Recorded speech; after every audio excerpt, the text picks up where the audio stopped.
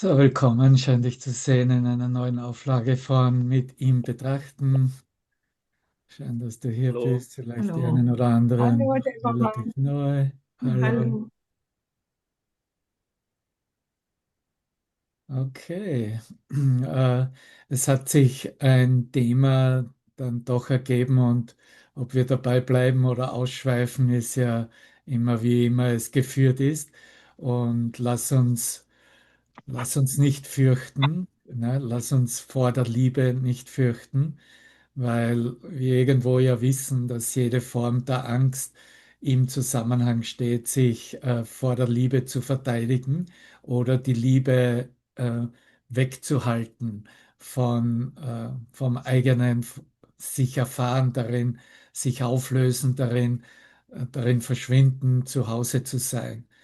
Und natürlich in diesem Zusammenhang, den wir eröffnen mit Transformation jeder Art der Angst vor der Liebe, werden wir von Jesus hingewiesen und gelehrt, dass wir uns genauer anschauen müssen, um dies dann zu unterlassen, nämlich unsere Urteilsfähigkeit beziehungsweise diese Tendenz und diese Maske, diese Verteidigungshaltung, jeden und alles zu beurteilen und in bestimmten festgesetzten Kategorien, buchstäblich lokalisierten Geistesstrukturen zu halten. Und was da wirklich versucht wird, im Menschengeist zu erhalten und aufrechtzuerhalten, bezeichnet er in seinem Kurs in Wundern Götzen. Das heißt, die Liebe oder sich vor der Liebe nicht zu fürchten, hat alles damit zu tun, äh, bereitwillig zu sein, Götzen loszulassen und nicht mehr länger an Bedeutungen von jemand oder etwas innerhalb dieser Sichtweise einer objektiven Wirklichkeit sich selbst zu definieren, sich selbst in dem Sinne hier zu halten als jemand auf der Zeitlinie, der etwas tut. Und das ist wirklich dieser Inhalt dieser Einleitung und Frage und Antwort der Lektionen 311 bis 320. Was ist das jüngste Gericht? Wie dir wahrscheinlich aufgefallen ist, geht er ja weiterhin darauf ein, das Thema Wiederkunft Christi und dass diese Wiederkunft eben in dieser jetzigen Ausrichtung mit seinem Geist und dem Verständnis darüber, was uns wahrlich als Gabe gegeben wurde, was wir sind, was in uns ist, und in diesem Ja und in Anspruch nehmen und dieser Demonstration davon, was wir erkennen, dass wir letztendlich einen Geist mit seinem Geist teilen, in der Wiederkunft leben. Und in diesem Zusammenhang so wird es auch im Englischen, im Originaltext, wie Jesus zu Helen Schackman sprach, als The Last Judgment wird es bezeichnet, was als jüngstes Gericht auf Deutsch übersetzt wird. Aber wie du genauer hinblicken kannst in seiner Antwort auf diese Anleitung zu dieser Lektionssequenz, spricht er auch von diesem letzten Urteil. Und dass dieses letzte Urteil ein beurteilendes und verurteilendes, verdammendes Urteil Gottes über seinen Sohn wäre, davor hat sich die Angst entwickelt. Ja, dass Gott dich beurteilen würde, dass du nicht mehr wert wärst, als in der Hölle verdammt zu werden und dabei für ewige Zeiten zu schmoren, bist du, ja, eigentlich, da gibt es ja keine Möglichkeit, da rauszukommen, außer du gehst mit dem Teufel einen Bund ein. Und in Wirklichkeit gehe ich ja mit dem Teufel einen Bund ein, hier in jedem Aspekt, was ich ja eigentlich versucht habe Und in diesem Weghalten und in dieser Verteidigung der Angst war ja überhaupt nicht hinzublicken und zuzulassen, was der Teufel, also der Teil des Egos, des Geistes, wirklich ist. Ne? Und die ganzen Religionsdoktrinen haben ja immer wieder nur darauf hingewiesen, dass das da etwas da draußen ist als Gegensatz Gottes, dass, dass dich halt in Versuchung führt und letztendlich vielleicht gewinnt dieses Spiel und du keinen Zugang mehr zu Gott hättest. Und das, was wir in diesem Spiel mit uns selbst, mit diesen Konzepten eigentlich aufrechterhalten haben, war diese Trennung von dieser Idee des Teufels, des Egos in uns. Und das hat die Angst natürlich befördert und bestärkt und alle möglichen Formen der Angst in uns aufgebracht und überhaupt in Erscheinung gebracht. So, wo es lang geht und was uns jetzt eigentlich durch die Geistesschulung und in dieser Aktivität von Geistestransformation, vollständiger Geistestransformation angeboten wird. Das ist ja was, wozu ein Kurs in Wundern überhaupt notwendig wurde. Darüber unterhalten wir uns ja ständig. Wozu würde ich so einen Kurs überhaupt brauchen? Ja? Die Liebe Gottes habe ich in jedem Kontinuum berührt. Keine Frage. Du genauso. Ja? Ob es in irgendeinem Gebet im Kloster war oder auf den Bergen in den Höhlen des Himalayas. Wir waren immer in Kontakt mit Gott. Das Problem war ja bloß, dass die Konzepte, die sich da herum beibehalten haben, nicht durchblickt wurden und nicht wirklich geortet wurden, wohin sie gelangen. Und das ist ja der verheerende Aspekt. Ich habe das gestern Abend noch in dieser Verbindung Reunion zusammen mit den spanischen Brüdern noch genauer angesehen. Und was rauskam, war ganz klar, diese Notwendigkeit wirklich anzuerkennen, solange etwas in Gegensätzen wahrgenommen wird, ne, dass da etwas Gutes und etwas Böses am Wirken ist, dass da eine rechtgesinnte Wahrnehmung im Geist ist, aber dass da auch ein Vergessen da ist und ein mit dem Ego urteilen da ist. Ja? Solange diese Gegensätze im Geist noch irgendetwas bewirken oder in Aktion sind, solange muss ich mir eingestehen, dass nicht da draußen die Ursache davon ist, dass ich dann den Teufel bezeichne, den ich wie das Weihwasser scheue, ja, sondern dass das ich bin. Ja? Das bist du. Du bist buchstäblich das, was Teufel ist. Ja? Wenn es so etwas wie Teufel gibt, ne? Wenn es so etwas wie Ego gibt, muss ich mir eingestehen, dass ich das bin, dass das mein Machwerk ist, dass ich mich damit identifiziert habe, ganz einfach, weil ich die Gegensätze in meinem Geist stehen lassen habe, ohne sie wirklich zu untersuchen, zu erforschen, um herauszufinden, was das letzte Urteil Gottes über mich wirklich ist. Was uns er natürlich in dem Kurs ganz so platt hinwirft, ne? Du bist nach wie vor mein heiliger Sohn, ewig unschuldig, ewig liebend, ewig geliebt, grenzenlos, wie dein Schöpfer, völlig unveränderbar und ewig rein. Und das heißt natürlich auch vollkommen schuldlos. Da ist nicht ein Funken, ein Fetzelchen Schuld im Sohn Gottes in uns, in Wahrheit. Ne? Warum würde ich dann irgendein Urteil über irgendjemand oder irgendetwas aufrechterhalten? Egal in welcher Form das geht auch in die positive Beurteilung rein. Ne? Und zu sagen, ah, du bist ja so lieb und ich mag dich ja so sehr, weil ich ja die und jene Qualitäten in dir wahrnehme und so sehr schätze. Was tue ich? Ich urteile. Ja, ich urteile auf Basis von vergangenen Referenzen und Erfahrungen, die ich mit dir in der Vergangenheit gemacht habe. Das ist, was der Teufel ist. Und das ist natürlich erschreckend zu sehen, dass das Ego buchstäblich hinter jeder Idee und jedem Bild aufrechterhalten wurde. Ne? Und aus diesem Grunde wurde überhaupt eine Angst so mächtig, dass es zu einer Angst vor der Liebe im Geist wurde, in dem nicht gewollt wurde, dass die Liebe sich genau als das zeigt, was sie ist, nämlich als Gottesliebe, weil darin nicht nur verschwindet meine Welt, darin verschwinde ich. Ja? Die eigene Existenz kann sich nicht halten in der reinen Liebe. Ne? Und das ist, was Erwachenserfahrung in unserem Geist offenbart. Und in Wirklichkeit hat jeder hier im Raum zumindest einen Hauch davon erfahren.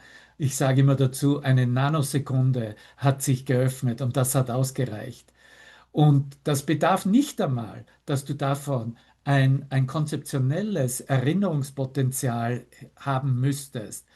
Aber was es braucht, ist der Erkenntnisgedanke, der sagt, ja, der sagt, ja, das war meine Erfahrung, das hat sich in mir eröffnet, das habe ich erkannt, zumindest für einen einzigen Moment, bevor wieder meine Vergangenheit mich einholte. In Wirklichkeit reicht das aus für alle Zeiten. Und alles, was wir eigentlich schulen und trainieren, ist uns daran zu erinnern, dass dies passiert ist. Und dass auch die größte Macht, die wir als dem Ego-Götzen gegeben haben, um uns zu bedrohen, um uns herauszufordern, ist nicht fähig, dies zu verhindern, uns zu erinnern, dies zu entgegnen zu können. Da ist das Ego vollkommen still und stumm. Da hat es nichts dazu anzubieten. Und jetzt einzusteigen in, wie das hier aufbereitet wird in seiner Antwort auf die Frage, was ist das jüngste Gericht, was ist dieses letzte Urteil.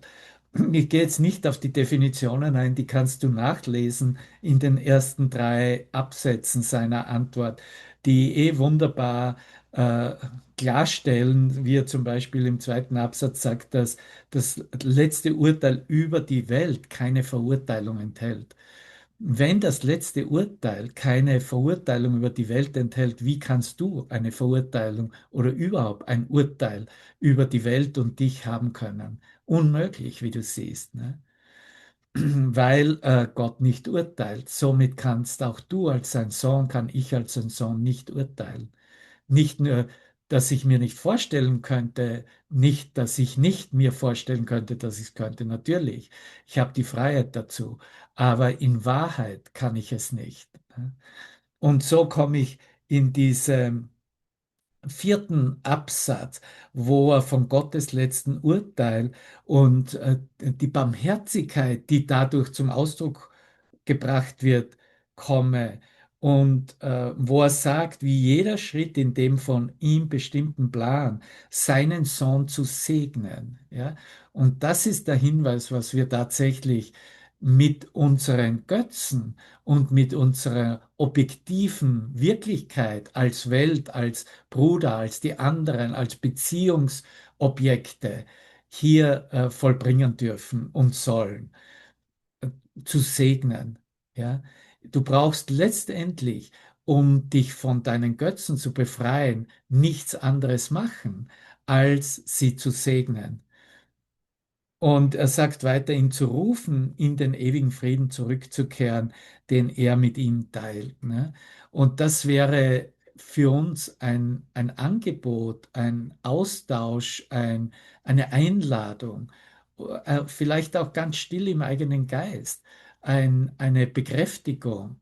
Okay, hier seid ihr alle meine Götzen, wie ich sie noch im letzten Moment von Raumzeit sehe oder wahrnehme. Und ich nehme euch alle mit mir mit, weil ich nicht mehr mit der Angst mitgehe, um hier mich zu verteidigen, dass ich eben nicht der Teufel wäre, sondern weil ich mir eingestehe, dass dies mein Machwerk ist, dass es aus meinem Erfindergeist, getrennt von Gott zu denken, Anführungszeichen, erschaffen wurde oder ich es als meine Schöpfung hochhielt. Nun, die gute Nachricht ist, dass er selbst in diesem Machen von einer objektiven Wirklichkeit der Funke des Schöpferlichtes enthalten ist und dass es bloß zu einer reinen Schöpfung erhoben werden muss, um klar zu sehen, dass hier nichts anderes am Werke ist und sich zeigt als Gottes Schöpfung. Was ist wieder meine Aufgabe, meine Hausaufgabe dabei? Ganz klar, die begrenzten Bedeutungen und Beurteilungen davon wegzunehmen, was ich gemacht habe. Ja, sieh dir an, du blickst jetzt auf ein Handy, einen Computer oder etwas, das hat Vergänglichkeit, das kommt und geht, wie du es weißt, und das ist eine objektive Wirklichkeit. Das ist, was du gemacht hast. Nun, um zu erkennen, dass diese Leinwand, diese Screen, die du am Computer oder am Handy siehst, dass dies eigentlich nur eine Reflexion des Schöpferlichtes ist, musst du erarbeiten in dir, dass die Bedeutung darüber, die du dem gegeben hast, befreit wird, losgelassen wird. Das heißt, ich muss loslassen, dass ich meine, dass dieser Computer oder dieses Screen nur dazu dienen würde, äh, hier eine bestimmte Botschaft über das Netz mit dir zu teilen. Das ist eine Begrenzung. Ich eröffne es in eine Kommunikation, die singulär ist, das heißt, die zurückkehrt in meinen Geist und erkennen lässt, dass eine Kommunikation mit dir in Wirklichkeit meine Kommunikation mit Gottes Geist ist und unmittelbar, ohne keine Zeit benötigt, das werden die neuen, als Reflexion die neuen Quantencomputer uns geben und zeigen, und dass sie in Wirklichkeit nur in mir stattfinden muss, um vollbracht zu werden, um Erfüllung zu finden. Du siehst, das sind Aspekte, denen wir vielleicht gar nicht so einfach konzeptionell folgen können. Aber wenn du mit mir denkst, ist das vollkommen vernünftig. Und siehst du, ja, das macht Sinn, weil es kann nicht eine Kommunikation irgendwo da draußen sein, die nichts mit mir zu tun hat. Ne? Es kann nur eine Reflexion sein von dem, was bereits in mir vonstatten geht. Ne? Wenn ich jetzt mit dem Heiligen Geist kommuniziere und dich darin sehe, dann sind wir quantenmäßig verbunden, das heißt unmittelbar ohne Zeitverzug und in dieser unmittelbaren Kommunikation wird nicht ein Teil, ein Etwas, wo wir über das letzte Urteil vielleicht von irgendeinem Aspekt des Teufels vermitteln, sondern das letzte Urteil, großgeschrieben, was tatsächlich ein Mitschöpfen, eine Ausdehnung der Mitschöpferschaft mit Gott, ein Alles geben, ein Alles teilen entspricht. Ne? Macht doch Sinn. Ne? Ein paar nicken zumindest oder schmunzeln. Ja, okay. Und hier kommen die Sätze. Fürchte dich nicht vor der Liebe, ja? Denn sie allein, und hier gibt er dir den Aspekt, was diese Liebe eigentlich für einen Wert hat für dich, was sie bewirkt in deiner Transformation, welche Mächtigkeit, welche Kraft sie hat. Sie allein kann jeden Kummer heilen, alle Tränen abwischen und den Sohn, den Gott als seinen anerkennt, sanft aus dessen Traum des Schmerzes wecken. So, jetzt weißt du, worum es geht. Ja. Jeder Trennungsgedanke, jede Idee, der Teufel versucht mich, dass ich das und jenes machen würde. Und aus diesem Grunde mache ich jetzt das Gegenteil und meditiere ich mich weg oder wie auch immer oder komme von meinen Knien nicht mehr hoch und bin nur mehr am Rosenkranz beten. Nichts falsch daran. Ich will das jetzt nicht in seinem Wert vermindern, aber da ist noch Angst da. Ja? Das ist das Problem. Ja? Und erst wenn die Angst gegangen ist die Freiheit, kommt die Freiheit des Geistes zum Ausdruck, dass es tatsächlich keine bestimmte Form als Antwort benötigt und schon gar nicht eine Entsprechung, eine Gegenentsprechung. Was mache ich, um diese Versuchung wegzuhalten, damit ich nicht der Versuchung verfalle, sondern es ist buchstäblich eigentlich, okay, ich bin sowieso die Ursache dieser Versuchung. Das heißt, das ist pur Meisterschaft, ja, zu sagen, hey, wir sind nicht allein in dem. Lass dich versuchen. Wir gehen gemeinsam, wir stürzen uns, wir springen in diese Versuchung hinein und dann gemeinsam, das ist Jesus, das ist Jesus. Gemeinsam schauen wir, ob das wirklich eine Wirkung auf uns haben kann, ja? Ob es uns tatsächlich in der Hölle halten kann. Ja? So, du hast die Versuchung sowieso gemacht, lass dich versuchen, geh in die Versuchung rein und sieh mit ihm, gemeinsam mit dem Heiligen Geist, ob dies irgendetwas ist oder ob es automatisch in die Stille und in die Bedeutungslosigkeit übergeht, weil du in der Wachsamkeit es einzuladen, dich nicht mehr dagegen wehrst, gegen dein eigenes Machwerk. Du kommst hier nicht raus, dich hier raus zu Rosenkreuzern, sage ich mal dazu.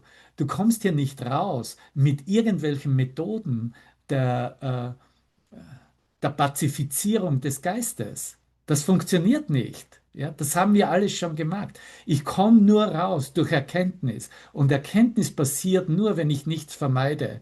Das heißt, wenn ich alles auf mich einstürzen lasse, weil ich keine Angst, weil ich mich nicht vor der Liebe mehr, weil ich beschlossen habe, mich nicht vor der Liebe zu fürchten und es einfach da sein lasse, auf mich zukommen lasse. Jeder, der erwacht, der weiß, dass er ein Erwachen in sich erlaubt hat und offenbaren ließ, hat den Teufel geküsst, würde ich mal sagen. Ich habe den Teufel geküsst. Es ging nicht anders. War ich darin in einen totalen Terror und extremste, absolut, eine Angst, die ich mir nicht einmal vorstellen habe können? Absolut, ja. Aber da ist nichts da gewesen. Verstehst du? Er war da und hat mir gezeigt, dass da in Wirklichkeit das war. Wieso hat sich das gewandelt, ne? Mit seiner Gnade. So, ich hoffe, das geht jetzt nicht zu weit, sondern ich gehe wirklich nur auf diese paar Sätze da im vierten Absatz seiner Erklärung von, was ist das jüngste Gericht ein.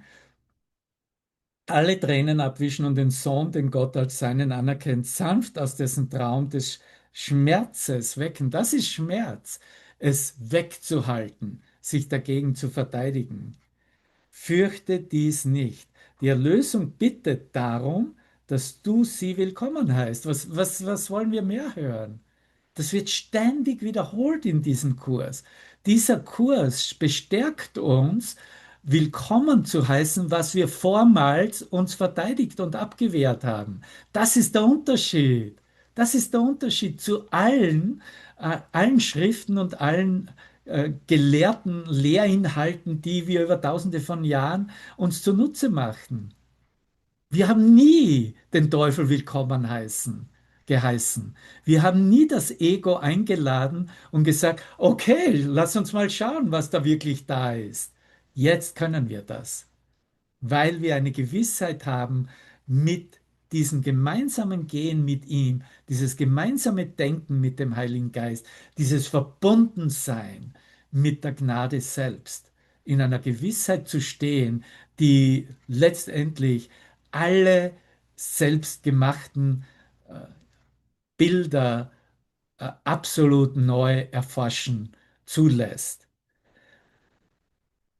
dass du sie willkommen heißt. Ja? Und die Welt wartet darauf, dass du sie freudig annimmst, was sie befreien wird.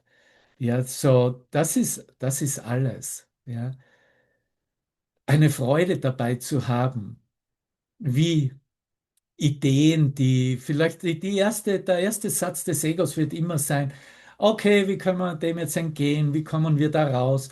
Wie können wir das vermeiden? Ja, lass das plappern. Lass das sein. Das tut nichts. Das ist diese alte Rhetorik, dieses alte Geplappere im Menschengeist. Und dann in dieser neuen Gewissheit, in einer Sicherheit dieses Kontaktes mit ihm, dieses Ja zu geben. Okay, kein Problem. Ich schaue mir das nochmal an. Ich bin bereit, das noch einmal durchzuleben. Ne? Und das mag durchaus nicht immer angenehm sich erstmal anfühlen, weil wir ja auch auf allen Ebenen umwandeln. Das heißt, ich werde für einen Moment auch den Schmerz meines Bruders fühlen, den ich ja, wie ich ihn gemacht habe und den er für mich repräsentieren sollte, damit ich sagen kann, aber ist ja nicht mein Schmerz oder ich bin ja eh okay. Ne? So, wir werden diesen Schmerz nochmal spüren, ja, wenn wir ihn einladen. Aber es ist tatsächlich nur ein Augenblick. Ja. Es ist nicht etwas, was uns tatsächlich noch halten könnte in der Depression, in der Frustration des menschlichen in Raum-Zeit-Seins, ne? Sondern es ist nur ein Sehen, okay, hier ist die Begrenztheit, hier sind meine bedeutungslosen Gedanken und ich übergebe sie einfach dir, Heiliger Geist, und bitte dich, mir zu zeigen, was ewig rein ist und ewig lichthaft strahlt und bereits in meinem Geist sich klar zeigt. Ne? Und da ist die Öffnung, Moment für Moment.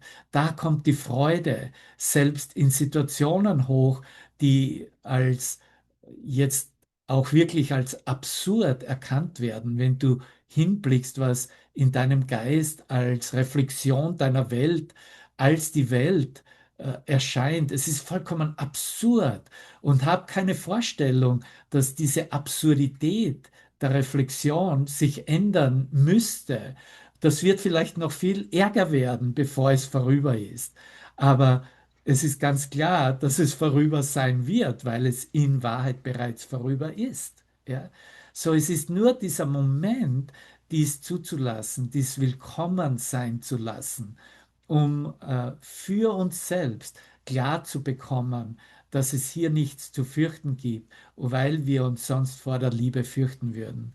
Und jetzt kannst du reinkommen und teilen deine persönlichen Situationen, in denen diese vielleicht noch Versuchung da ist oder wie es sich präsentiert als die Versuchung des Egos und kannst teilen, wo du da stehst, wie du damit umgehst, wo du noch Hilfe brauchst, wo du noch Fragen hast, wo du bereits Antworten ganz klar in deinem Geist hast und sie auch mit deinen Nächsten, wie hier in diesem Rahmen, teilst und gewillt bist, ja, sie freudig anzunehmen als, das ist mein Nachhausegehen, das ist, wie der Weg nach Hause für mich aussieht. Und dem gebe ich ein herzliches und freudvolles Willkommen. Ja. So, darum geht es in diesem Kurs und da ist, wo du stehst und du bist hier und du hörst diese Nachricht und in dem Sinne ähm, darfst du es dir zunutze machen und darfst du ein aktiver Teil davon sein. So, wenn du gerne etwas dazu mit uns teilen möchtest und von ihm reflektiert haben möchtest, fühl dich herzlich willkommen. Danke euch.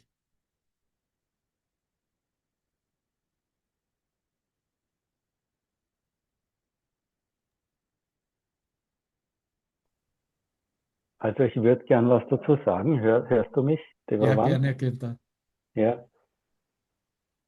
Ich meine, ich bin ja ein Individuum und jeder erlebt diese ganze Geschichte irgendwie anders. Aber bei mir stellt es sich so dar, ich habe gestern ein ganz hochintensives HIIT-Training gemacht im Laufen. Das ist High Intensity und ich habe sowas mich von verausgabt und habe dann, wie ich nach Hause gekommen noch zwei Bier getrunken und die Nacht danach war so schrecklich. Also ich habe so Muskelkrämpfe gehabt und habe mir gedacht, was bin ich für ein Vollidiot, dass ich dann noch zwei Bier trinke und ja, das war und irgendwo dadurch, dass ich mit dem Kurs verbunden bin, habe ich irgendwie gefragt, Heiliger Geist, was sagst du dazu? Gell? Und das ist genau das, was du gerade am Schluss so stark erzählst, ja. Er sagt mir, also irgendwas schimmert da durch, ja, dass das, also ich hab irgendwas bemerkt, ja, dass da etwas mich beschützt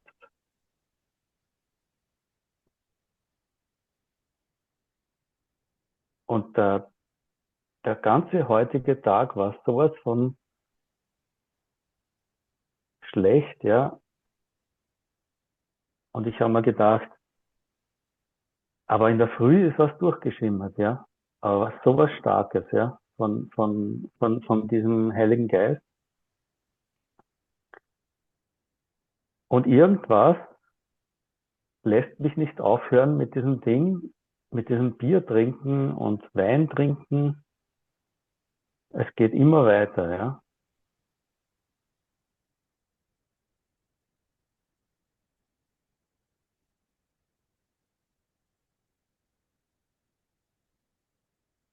Ich hoffe, du vertraust mir, Devavan.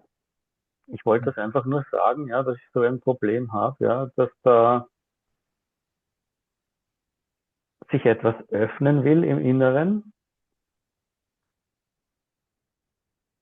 und dann schimmert etwas durch von Gott und dann will ich selber als Ego, also als diese Angst vor Gott ist ja eigentlich die, dass man dann weitermacht, oder? Mhm. Ja, man Mit macht dem, was, weiter mit dem eigenen Plan. Ne? Man ja macht genau, also weiter mit so, den eigenen Erlösungsformeln. Das ist ja eine Erlösungsformel. Jede Art, ja, jede Art, das Bewusstsein in irgendeiner Weise zu beeinflussen, sagen wir mal ganz neutral dazu, ne, oder zu mhm, ändern, ist eine eigene Erlösungsformel. genau. Und irgendwie ist es klar, dass das alles mein Ego ist, dass das Ganze verhindert, um erlöst zu werden. Ja, Ja, du siehst, einerseits machst du ja und machst einen Schritt, wo du es gerne möchtest, auch dieses Intensivtraining, ne? Wenn ich den Körper in dem Sinne an seine Grenzen führe, ne? Ich war auch ein Sportler und auch jetzt bin ich noch sportlich unterwegs und ich liebe es eigentlich, aber ich kenne die Geistesstruktur dahinter, ne? Und die Geistesstruktur ganz besonders, wenn man an die Grenzen geht, wie auch Marathon ist ein Extremsport in dem Sinne, zumindest für Otto Normalverbraucher, geht man geistig ja im Bewusstsein an Grenzen und man stößt an Grenzen. Ne? Und man versucht eigentlich über die Form des Körpers diese Grenzerfahrung zu machen. Was bis passiert, wenn ich, weil an den Grenzen lösen sich die Konzepte auf oder zumindest werden die Konzepte relativ. Ne? Das heißt, sie sind nicht mehr gesetzt als das ist so wirklich, wie ich gedacht habe, dass es sei. An der Grenze des Bewusstseins wird immer aufgezeigt, oh, ist vielleicht doch nicht so absolut gesetzt, wie ich dachte, dass es sei. Ne? Und dabei geht es natürlich um Bedeutungen, die ich meiner Wirklichkeit gegeben habe. So, es wird eigentlich versucht, Grenzwertigkeit und grenzwertiges Erfahren über das Mittelkörper zu erzeugen. Wo? Wieder im Geist. Ne? Und in Wirklichkeit ist es eigentlich eine sehr langsame Form, dies zu bewirken, weil wenn ich im Geist meine Grenzen äh, oder an die Grenzen gehe, brauche ich eigentlich nichts anderes machen, als alles in Frage stellen, was ich gesetzt habe, wie es sei, gesetzt mit den Bedeutungen, die ich meine, dass jedes Ding und alles hat. Ne? Ich brauche nur beginnen, es in Frage zu stellen und schon komme ich an meine Grenzen. Genau das, was ich eigentlich im Extremsport erfahre und erfahren will und das wähle mit dieser Form. So, auch das ist schon mal wichtig, das aufzumachen im Geist, um klar darüber zu sein. Das ist nur eine Idee. Und das ist eine Idee, eine Methode, eine Formel, die ich halt wähle und heranziehe, aber zum Zweck, den ich auch mit anderen Formeln durchaus äh, nicht nur gleichermaßen erfahren kann, sondern vielleicht viel schneller noch bekommen kann. So, auch das öffnet den Geist, um mit anderen Methoden und Formen zu experimentieren, um sich zu erfahren an dem Punkt, an dem Bedeutungen verloren gehen. Und in Wahrheit, wo die Unmittelbarkeit steht, und das ist auch die Aktion, in der Vergebung passiert, ist, wenn ich mir erlaube, im heiligen Augenblick, in der Verbindung, im Licht, mich zu erfahren. Jedes Mal, wenn du in einen heiligen Augenblick eintrittst, wirst du genau in diesem Eintreten, an diesem äh, Horizont, ne, an dem du überschreitest den Horizont und gehst ins schwarze Loch hinein. Genau an diesem Horizont wirst du feststellen, dass deine Bedeutungen über dich und die Welt äh, in Wirklichkeit verloren geht und sich auflösen. Ne? Ja, Und so, das ist, was im heiligen Augenblick in der Verbindung im Licht passiert. Ne? Wir treten ein in diese Verbindung in Gottes Geist, in seine Gnade buchstäblich. Und wir erkennen darin, oh mein Gott, meine Bedeutung über den Körper ist nicht mehr dieselbe, ist nicht mehr da, geht verloren darin. Meine Bedeutung als Ich und Persönlichkeit und meines Bruders geht darin verloren. Zumindest wird so relativiert, dass ich nicht mehr hergehe und Urteile darin begründe und mich daran festhalte. Und das ist, was der Geist eigentlich sucht, in jeder Verfolgen einer Form von Extremsituationen. Weil Extremsituationen gibt es natürlich tausendfach, millionenfach, ne, kann ich sie erzeugen. Das sind ja nur einige Beispiele. Ne? Und dann kommt aber wieder die Antwort des alten Ichs und das sagt jetzt, okay, und jetzt trinke ich 2 Bier darauf. Nichts falsch mit 2 Bier, aber was ich mache, ich entgehe nicht den Wirkungen der Bedeutung, die ich den 2 Bieren gegeben habe. Und diese Wirkung ist, ja, das heißt, ich mache mich im Bewusstsein, ich schließe das Bewusstsein. Warum schließe ich das Bewusstsein oder will das haben? Weil ich nicht anerkennen will, noch sehe, dass in Wirklichkeit die Angst da ist vor dem, was in der Öffnung der Extremsituation wirklich passiert in meinem Geist, an dieser Grenzwertigkeit, nämlich dass ich alle Bedeutungen über mich und die Welt verliere. So, ich kann dich jetzt hier einladen und diesen Rahmen können wir verwenden, weil es ein gesicherter Rahmen ist in seinem Geist. Und wir können dies jetzt untersuchen und direkt in Erfahrung bringen, ob da wirklich was verloren geht, wenn wir zulassen, im Moment der Heiligkeit dieses heiligen Augenblickes Bedeutungen verloren zu gehen, über uns selbst, wer wir sind, über die Welt. Ja? Zu meinen, ich sitze jetzt als ein Körper hier, dieses Konzept. Und in diesem Eintreten, in diesem Überschreiten diesen Event Horizons, wie es auf Englisch heißt, in das schwarze Loch hinein, erlaube ich, dass das ganz einfach für einen Moment keine Bedeutung hat, dass das nicht da ist. Ich erlaube es, dass es verschwindet. Und ich mag zwar vielleicht noch ein Gefühl haben, okay, vielleicht sitze ich doch noch auf diesem Stuhl, aber in Wirklichkeit ist das schon wieder ein Bedeutung geben. Ich gebe auch diese Bedeutung, lasse ich los. nur für diesen Moment. Ich beziehe mich nicht einmal mit dem, was meine Augen sehen, was meine Ohren hören, dass das irgendetwas sei, womit ich was anfangen könnte. Ich lasse es buchstäblich aus der Unendlichkeit in die Unendlichkeit sich geben, sich ausdehnen. Und ich bin einfach diese Ausdehnung selbst. Und je mehr ich das eigentlich anerkenne, desto mehr wird mir klar werden, dass nichts davon, was ich meine, wer ich bin und wo ich sei und in welcher Situation ich stehe, mit welchen Bildern ich in irgendeiner Beziehung oder Verbindung stehe, dass nichts davon da ist. Das heißt, ich kann überhaupt nichts sagen über diese Situation. Und Mhm. das ist die Lektion 9. Ich sehe nichts, wie es jetzt ist. Ja. So, ich kann immer zurückgehen und eine Entsprechung finden dann im Kurs, dass dies begründet und bekräftigt, was ich darin entdecke, was ich darin eröffne in diesem Zulassen.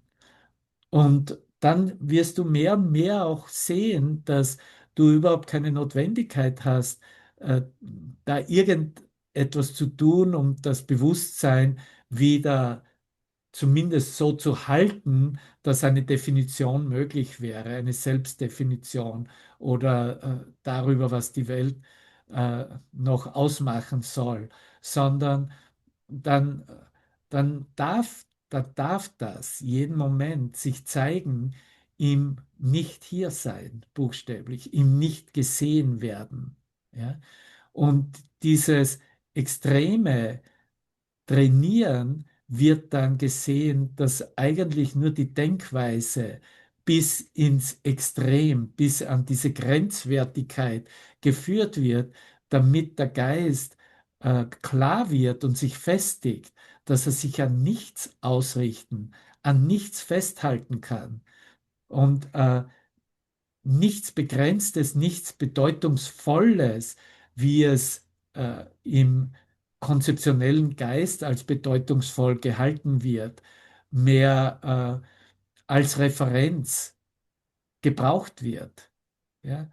Du stehst buchstäblich dann als, das ist, was der Sohn Gottes ist, der sich führen lässt und der in der Führung auch weiß, dass er nichts anderes zu tun hat, als diese Gnade, die sich im Geist eröffnet und erkannt wird, diese Präsenz weiter auszudehnen. Das heißt, äh, keine Abwehr entgegenhält, keine Blockade aufstellt, weil die Natur ist sowieso, dass es sich ausdehnt. So, wir werden einfach für den Augenblick, in dem wir noch hier in Wahrnehmung uns befinden, zum Vehikel dieser Ausdehnung von dem, was nicht gesehen, nicht gehört, nicht berührbar, nicht beschreibbar ist. Aber es ist wirklich, weil es als wirklich in einem selbst, in mir selbst, in dir selbst erkannt wird. Und das reicht aus. Und ob dann irgendetwas zurückkommt und ob dann etwas ähm, mit der alten Form noch erkannt werden will, das ist ganz persönlich. Das heißt, du darfst gerne dein Training weitermachen, aber du wirst dann im Training nichts anderes erkennen als das, was du im im Moment, in der Unmittelbarkeit des Moments, ohne etwas zu tun, bereits in dir erkennst. Das heißt, du findest es bloß wieder. Ne?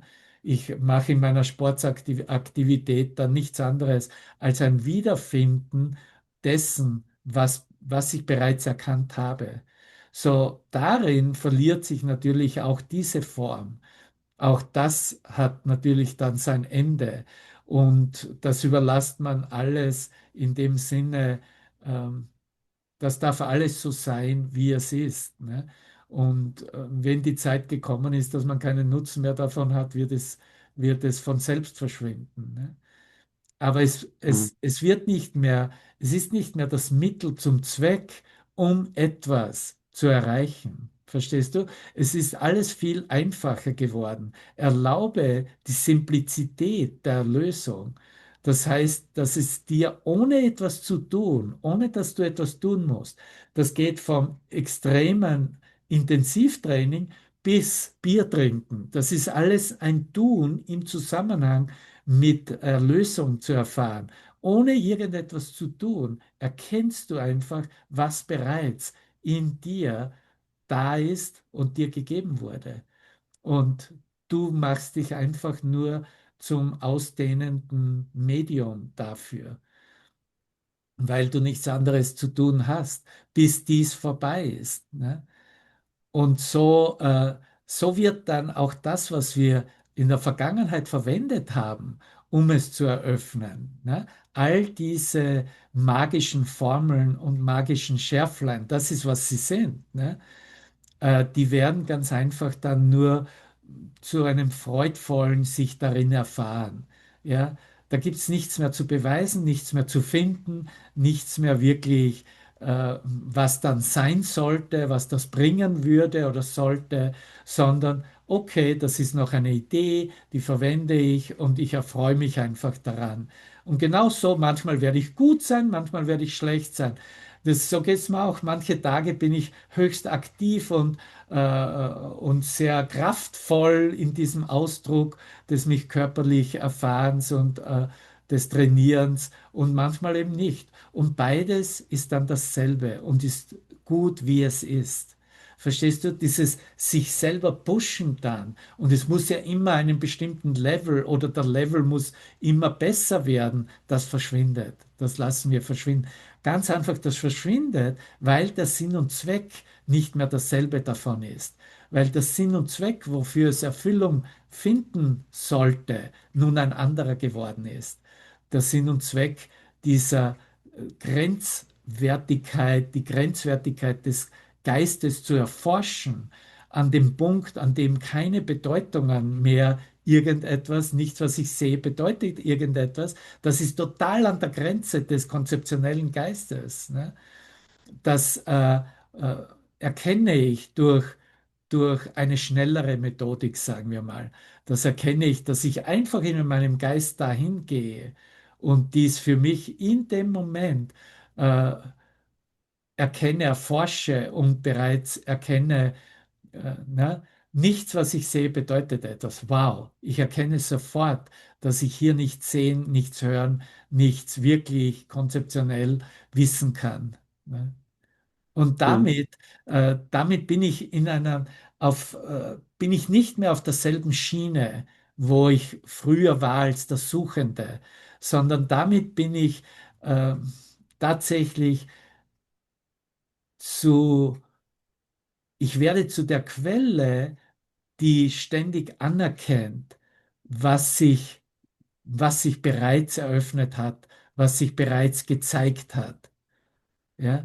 Und das ist tatsächlich, was Heiliger Geist in uns ist. Ja? Du wirst Mhm. zum Heiligen Geist, ja? Indem du das zulässt. Und das dürfen wir alles ohne Bemühen als einen ganz natürlichen Prozess für uns in die Wege und so im Platz fallen lassen. Ne? Wir sind einfach nur hier und experimentieren. Und wir experimentieren aus dem Grunde, weil wir eben mit dem Alten nicht mehr zufrieden gewesen sind und es uns nicht befriedigt mehr und weil es zu langsam geworden ist oder weil der Schmerz nicht ganz weg war oder wie du es ja auch richtig beschrieben hast, weil wir dann am Ende doch noch gestanden sind und gesagt haben, welcher Idiot bin ich bloß, ne? Und, und so sind wir eigentlich, haben wir uns motiviert, okay, ich glaube, ich kann doch noch eine Nuance besser und mehr experimentieren mit dem, worum es wirklich geht, ne?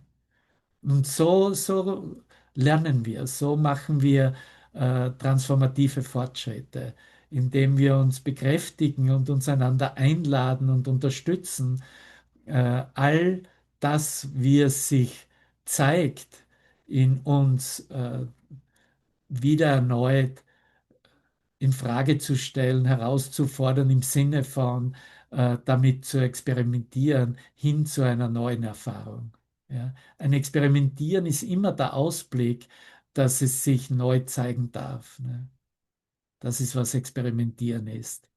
Ich bin interessiert daran, dass sich dies neu zeigt. Ne? Damit bin ich bereits Experimenteur. Macht dir das etwas Sinn? Ja, sicher. Also du hast das sehr gut erklärt. Es ist nichts anderes wie, dass Gott dafür bürgt, dass ich sündenlos bin. Nur ich selbst glaube es halt nicht, ja. Ja, Und wir experimentieren halt einfach nur damit und gehen Schritt für Schritt weiter. Also so verstehe ich das, ja. ja, Ja. genau, genau. Und da wirst du eh geführt in dir und in deinem Geist. Ne?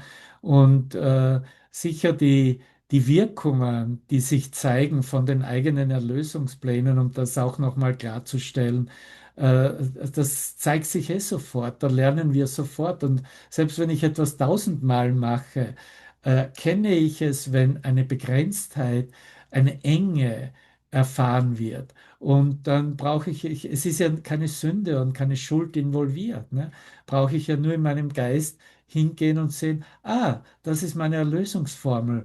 Und wie es sich anfühlt, zeigt es sich mir gerade, dass dies zu klein ist für mich. Das heißt, es ist ein Fehler. Ich gestehe es ein, dass es ein Fehler ist und ich arbeite wieder mit dem Heiligen Geist, weil er der Korrekturfaktor ist, der Fehler, Aufhebung und der Korrektur aller Fehler. Ne? Und bitte ihn wieder, mich zu führen und mir zu zeigen, damit ich diese Fehler nicht mehr wiederholen muss. Ne? Und so gehen wir den Weg entlang. Ne? Und solange Mhm. ich Fehler wiederholen muss, wird wahrscheinlich etwas da sein, was ich auch noch mir anschauen darf. Und da sind wir wieder bei der Angst vor der Liebe. Ne? Weil ich halte Ja. buchstäblich meine Fehlerhaftigkeit als meine eigenen Erlösungspläne mir selbst entgegen in diesen, wenn ich das tue. Und offensichtlich ist mir dann diese Angst vor der Liebe noch wichtiger, als den Fehler behoben zu haben und zu sehen, wie die Liebe bereits auf mich zukommt und mir zeigt, dass es nichts zu fürchten gibt und dass ich tatsächlich angstfrei erschaffen wurde und angstfrei geblieben bin. Mhm. Genau, Marianne. Immer, das sind alles Möglichkeiten zur Vergebung. Ne? Und das ist was, dieses Experimentieren ist ein Experimentieren in und mit Vergebung. Ne? Das sind Vergebungserfahrungen. Ne? Weil durch Vergebung, mir selbst zu vergeben über meinen eigenen Erlösungsplan, über die eigene Enge und Begrenzung, die ich für mich aufgestellt habe, ja, natürlich. Hat das Vergebung bringt ja nicht dasselbe Bild mehr auf die Zeitlinie, belässt mich ja nicht in der Enge und auf der Zeitlinie, sondern wird mir eröffnen, äh, meine wahre Identität. Ne? Und was auch Mhm. einschließlich, was es wirklich hier zu sehen gibt mit der Schau Christi. Ne? Und das ist alles, was der heilige Augenblick uns vermittelt und anbietet. Ne?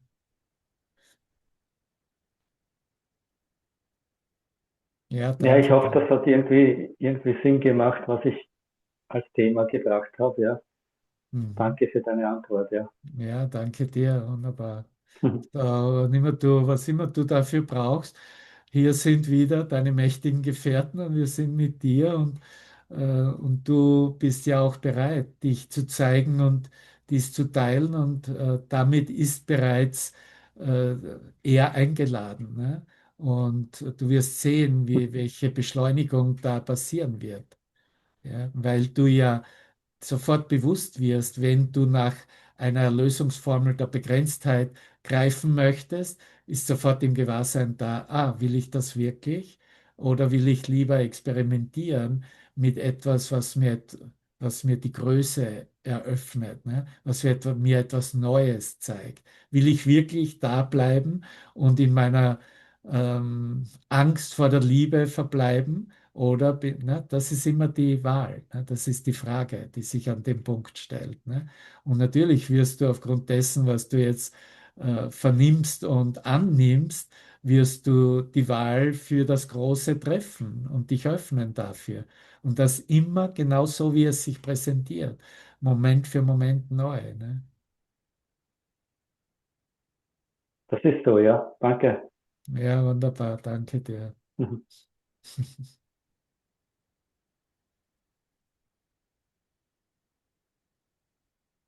Ja, und das Unwetter, das Angelika zwingt, rauszugehen, das ist wirklich was in unserem Geist da ist. Ne? Da, da, da, da sind die Gewitterwolken und das Ego schmeißt die Blitze. Zeus hat die Blitze gegen die Welt und gegen die ihm nicht gehorcht und gefolgt sind, geworfen. Ne? Das ist, äh, das ist letztendlich an dem Punkt. Äh, ist auch wieder das Experimentieren angesagt, ne? Und im Zulassen von, wie die Blitze vom Olymp auf einen eintreffen, zu sehen, okay, was kann das wirklich vermögen? Was kann das wirklich tun in mir? Ne? Und okay, vielleicht bricht die Internetkommunikation ab, aber ich bleibe in der Ausrichtung und in der Kommunikation. Das heißt, ich bringe in Erfahrung, es kann nie überhaupt nichts tun. Ja? Das, was ich als Angst vor der Liebe aufgestellt und projiziert habe, tut nichts. Ne? Und das ist wieder eine Bekräftigung und Motivation. Okay, ist okay, wenn sich die Liebe zeigt und wenn die Liebe sich größer zeigen darf. Ne? Das ist dann ein inneres Ja, das wir dem entgegnen.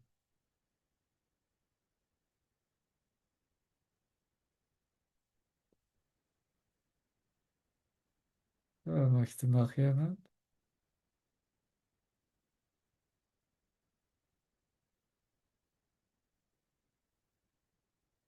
Ja, ich wollte noch was kurz sagen. Also ich in letzter Zeit hier, wir hatten ja letztes Mal über Angst gesprochen bei mir und ja, also die Angst ist, ich habe sie noch nie so klar gesehen wie jetzt, ja. Also ich habe sie überall gesehen, ja. Ich kenne eigentlich nichts anderes im Moment. Also ich übertreibe jetzt, aber ich habe sie noch nie so klar gesehen, wirklich. Also sie ist überall, wenn ich es gerne will. Ja. Ja, das ist, weil der Ego-Geist nicht nur in den negativen Entsprechungen liegt, sondern in jeder Ecke des Menschengeistes. Und aus diesem Grunde verwenden wir ja diese Kommunikation mit seinem Geist, um zu sehen, da ist wirklich nichts da. Ne? Da ist nichts da. Da ist nur letztendlich Licht und Liebe da, das, was Schöpfung ausmacht. Ne? Und aber du siehst auch, es ist zuerst dieses Zulassen von, wow, in Wirklichkeit ist es in jeder Ecke meines konzeptionellen Geistes der Welt, die ich für mich aufgestellt habe. Ne? Da ist kein Aspekt, wo ich nicht irgendwo Angst versteckt hätte. Ne? Und davon habe ich jetzt keinen Nutzen mehr. Ne? Dies als meine Wirklichkeit zu halten oder anzunehmen oder mich damit noch länger zu verteidigen. Ne? Das ist die Öffnung, da ist die Umwandlung. Ne? Es geht immer um diese neue Entscheidung in dem Moment. Ne? Da wenden wir uns wieder an das, was wir bereits sind, ne? Was immer in uns scheint, was sich immer durch uns ausdehnt. Konnte jetzt sogar dankbar sein dafür, weil Mhm. die Ja. Angstszenarien waren, also bis zum Rettungswagen, also es war alles da, ja. Also toll, ja. Es war wirklich tolles Drama, ja. Also toll. Ja, und es ist ein Danke. Dankbarsein, es sehen zu können, ne? Ja, Sich ja, nicht mehr dagegen zu wehren und nicht mehr sich selbst die nette Antwort zu geben, die halt spirituell die richtige wäre, ne? absolut. Sondern, okay, ich habe hingeblickt auf mein Machwerk und ich habe erkannt, dass es insgesamt unmöglich ist, ne? Und das ist auch für einen Moment war es in unserer Erfahrung, ich halte es hier nicht aus. Ne? Und das war die Motivation, ihn einzuladen, reinzukommen, sich zu zeigen, uns aufzufüllen und zu zeigen, dass wir niemals allein sein können, noch allein waren, dass er tatsächlich immer da ist als Präsenz Gottes selbst. Ne? Und das ist erst, das lässt sich schwer lehren und muss auch nicht gelehrt werden, aber es muss individuell anerkannt und akzeptiert und erfahren werden. Ne? Können wir nicht umgehen. Ne? Ja, ich habe es Und erst nicht so, ich habe es erst nicht davon so, geben wir Bezeugung ab, ne? Dann, hm, was ich unser bin dankbar. Prozess ist. Mhm. Ja, ja, ich wollte auch nicht hingucken, ja, aber ich habe es mir präsentiert. Ja, Hm. ja, das ist, danke dir, danke, kann ich nur sagen. Genau. Ja, wirklich. Danke dir, danke euch. Ich liebe euch wie immer. Ja, liebe dich.